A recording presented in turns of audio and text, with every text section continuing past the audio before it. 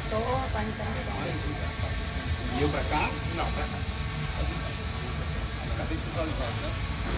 Miliane, aí ela pode fazer olhando pra cá, como é que ela vai fazer? Pra lá. Pra lá? Pra lá. Dá pra pegar aqui, né? Não dá pra pegar? Não, dá pra pegar. Ficar lá de frente, cara. Porque assim, direção. Certo. Faz verdade, né? Na acústica não. É.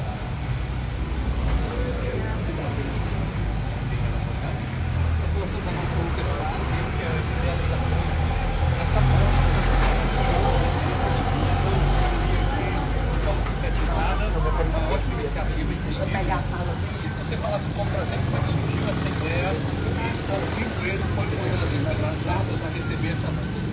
Prazer estar falando com vocês da Água, agradecer também essa cobertura de vocês, dando oportunidade a um projeto super importante que começa a se deslindar com o meu propósito de vida. Eu, assim, já conversei muito, já falei muito a respeito dessa trajetória minha, desde novo, de um olhar considerado invisível. Isso foi que norteou um pouco minha carreira no teatro, minha carreira na intervenção urbana, lá em Fortaleza, em São Paulo. Eu atuei muito nessa assistência e fazendo trabalho nessa situação. E aos meus 10 anos eu migrei para o cinema. Foi um feliz acaso, na verdade. E eu percebi que também os meus trabalhos falavam a respeito de uma alteridade, de pessoas que eram diferentes de mim e que muitas vezes não recebiam o devido olhar ou a devida atenção. E o Cine Ideia veio justamente num período que eu estava reavaliando minha trajetória enquanto diretor, morando 10 anos já entre Ceará e Califórnia. Eu fiz muitos trabalhos em que lá eu me destacava como produtor de série de televisão, produtor de comercial, produtor de videoclipe. E eu vi que a minha carreira não estava indo pelo lugar criativo que era o de diretor, porque você na parte criativa é mais difícil você receber esse tipo de convite, né? Para que alguém confie no teu trabalho nessa parte criativa sem ter um referencial. E como é uma arte que envolve muito dinheiro, muitos profissionais que você pode ver aqui também na execução do festival, isso freou um pouco essa iniciativa criativa.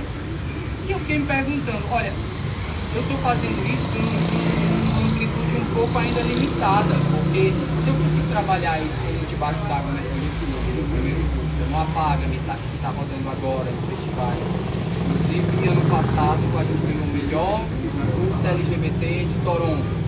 Né? A gente está tendo umas premiações bem interessantes para esses trabalhos, que justamente falam da comunidade trans, falam da comunidade de cegos, falam das pessoas em situação de rua, falam da comunidade surda, falam dos cadeirantes. E isso veio num período em que ainda não era establishment, não era moda ter uma obrigatoriedade no edital ou num espaço de empresa que deveria ter uma determinada cota ou uma percentil para essas pessoas.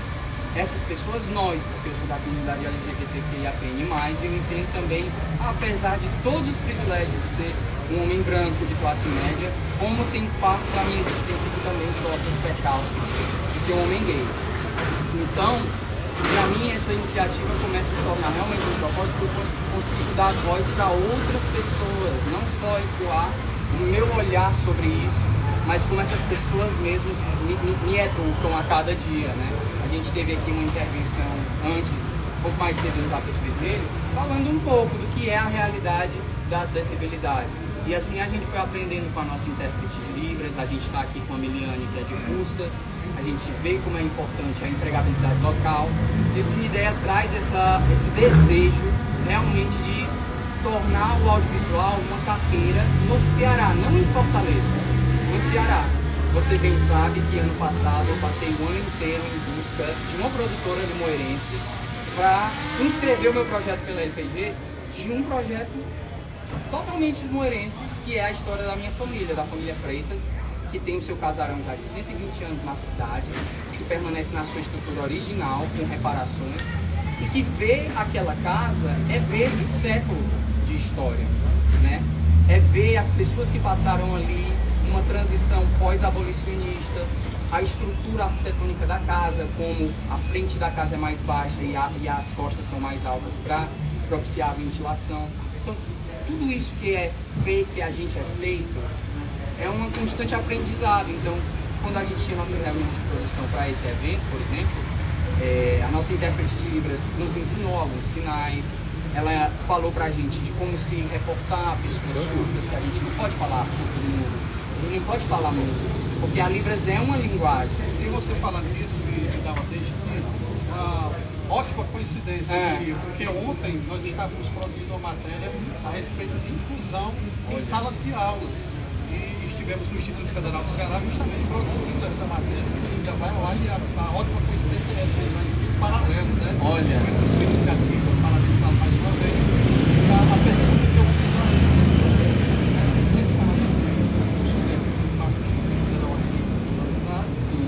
quais são os maiores desafios, além de todos esses desafios do cotidiano das pessoas que precisam, né, de um acesso melhor, mais humano, que eu diria, que são diversas as situações, e você tem essa possibilidade também através dessa mostra. Eu vejo que relacionado ao audiovisual era eu me deparar em sets de gravação que eu falava a respeito de outras formas de existir, outras formas de ser, e eu não via isso refletido nem na minha equipe. Eu não estava construindo isso que eu estava falando a respeito, né? Então quando eu olhava para os lados, de repente eu tinha personagens trans, personagens pretos, mas o Cine Ideia nessa primeira edição ele trouxe muito um foco de formação profissional em audiovisual descentralizada da capital, trazer para Limoeiro do Norte, trazer para o Icó. Você me perguntava mais cedo por quê. Eu escolhi pela raiz familiar mesmo. Minha avó é de Limoeiro, meu avô é de Icó. Isso foi razão suficiente para que eu fossem as cidades que eu selecionasse nessa primeira edição. A gente quer tornar isso um calendário anual, então a gente deixa um convite ao poder público, a Secult Limoeiro, à Prefeitura, que se envolvam nesse projeto, porque ele vai além de uma iniciativa de um grupo privado. Ele é uma política pública. A partir do momento que ele fala, a gente quer valorizar a cultura local, a gente quer trazer o cinema cearense, a gente quer formar pessoas dessas outras regiões, para que elas possam ser essas produtoras que eu procuro e que eu possa empregar localmente. Entendendo que o cinema ele ultrapassa a indústria farmacêutica.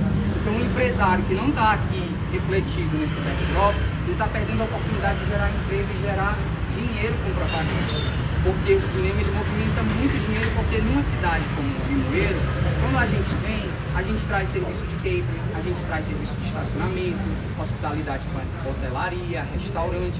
Então, por aquele breve momento, breve espaço de tempo, você gera uma economia pungente e depois se esmaece, mas se a cidade tem esse entendimento de que ela pode capitalizar e muito nesses tipos de produções, muda o jogo. E aí torna uma nova cultura a partir daí. Se torna uma nova cultura, como Los Angeles. A gente aprendeu a gostar do cinema americano porque eles o tempo inteiro estão vindo. A gente conhece Nova York sem ter ido a Nova York.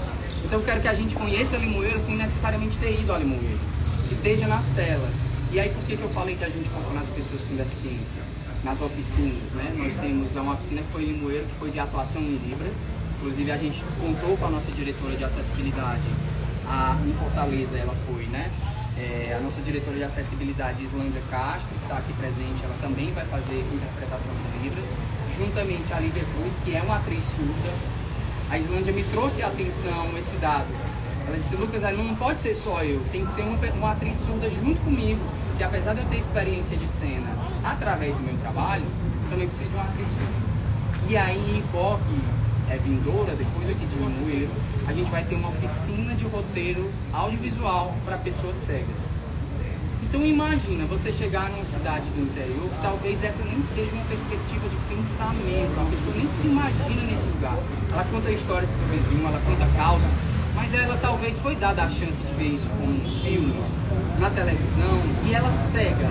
Ela tem a chance mínima de pensar a respeito da história dela na tela. Ou seja, o universo de possibilidade. Muito, muito, muito, porque aí a gente que é vidente, a gente que tem capacidades e sentidos diferentes de um cego, por exemplo, a gente com outro cego em parceria, que é o Celso Nóbrega, que é doutor, né, em audiodescrição, ele trabalha a pesquisa na audiodescrição relacionada à narração esportiva.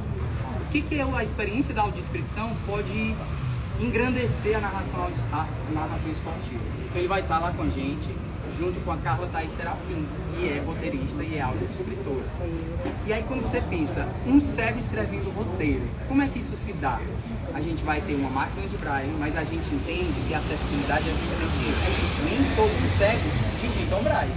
Alguns se comunicam por teclado digital, outros se comunicam através de gravação de voz. Então a gente vai fazer áudio roteiro em braille, vai ser uma experiência que eu espero que seja super rica para a Icó. E a estrutura do festival em todas as cidades tem sido essa.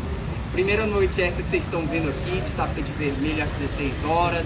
5 da tarde a gente tem a cerimônia de abertura com as autoridades da cidade.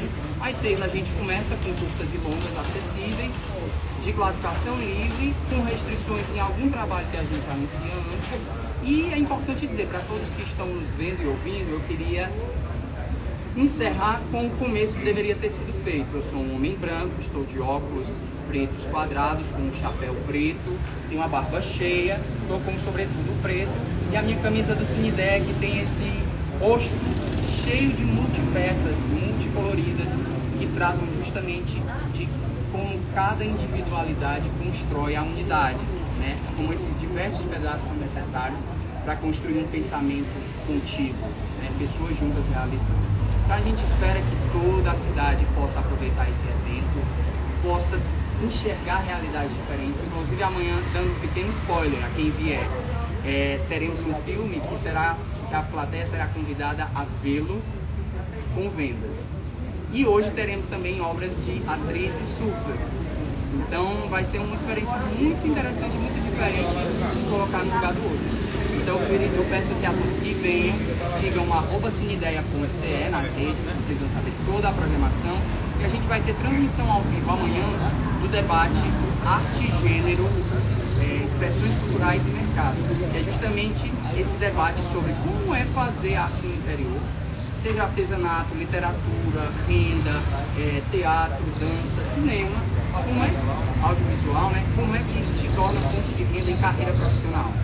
Esse debate vai ser conduzido pela doutoranda e curadora Isadora Ravena, que é uma mulher trans de Uruburetama, então ninguém melhor do que ela, pessoa que dá aula na USP, que dá aula na Alemanha, na Holanda, para dizer como é que foi esse desafio de sair de Uruburetama, se afirmar enquanto mulher trans e ter a respeitabilidade e a reputabilidade que ela tem no setor. Então a gente amanhã... A gente parabeniza desde já, né? Eu sei que ainda tem muita coisa para rolar aí, e seja o primeiro de muitos, né? Que Moeiro ou de outras cidades da região, você falou em Cobra, acho que eu pensei que tinha Fortaleza, e que essa iniciativa dê frutos ainda pela frente. Eu espero que assim seja, eu quero que se torne um calendário anual. Nós já recebemos convites de outros estados, inclusive, de outros municípios aqui próximos. Tivemos patrocinadores entrando no meio do evento, porque de alguma forma souberam, apesar da nossa limitada divulgação, de alguma forma eles souberam e disseram: a gente quer essa ideia, a gente quer realizar essas oficinas, a gente quer que vocês acessibilizem mais obras em audiodescrição. Então agradecer aqui publicamente a Extra Farm e a Pague Menos que entraram nesse período, a Tintas Vandra e todos esses que vocês veem refletidos aqui, né? O BNB como patrocinador principal desse evento, junto ao Instituto. A gente aqui em Limoeiro conta com o apoio do Hotel Classic, o CVT que está possibilitando esse espaço para a gente, uma série de outros patrocinadores e apoiadores que estão aqui, inclusive a Secult de Limoeiro, né, que também é nossa parceira. Então, vocês podem acompanhar a transmissão do debate amanhã ao vivo por bit.ly, né, /performance, PREFORMASE.